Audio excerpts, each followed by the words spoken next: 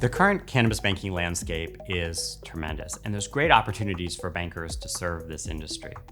You know, when cannabis banking began back in 2014, it was largely about getting cash off the street.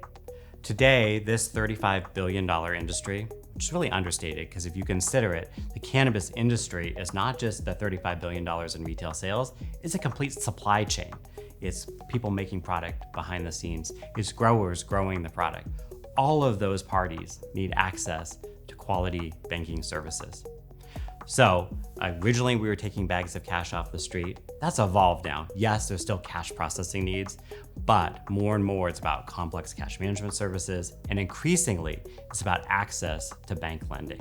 So we see great opportunity for bankers to provide a full set of services to these customers. The market is served largely by private lenders, so you wouldn't be surprised to know that these businesses want access to traditional bank financing.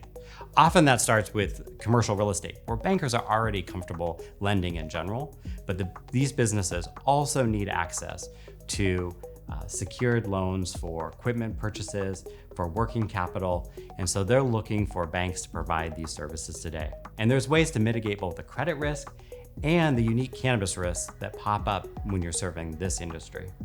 So how do bankers do that? What are they doing?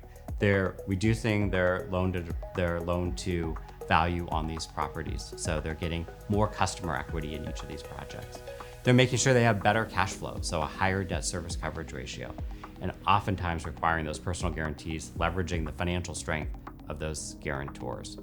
In addition, they're making sure that in the event that these businesses fail, that they understand what the state rules are for the dissolution of these businesses, given the states license these businesses. Lastly, our bankers are leveraging all this great, rich BSA AML data they've gathered about the performance of these businesses and using that as early warning indicators to understand if there's deterioration in the business so they can take quick action before the loan defaults. The future of lending to the cannabis industry, I believe, is really strong.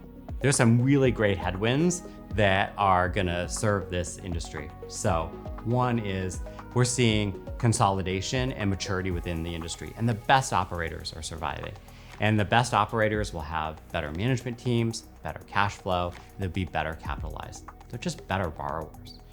Then we also are gonna see potentially tax reform with rescheduling under the Controlled Substances Act.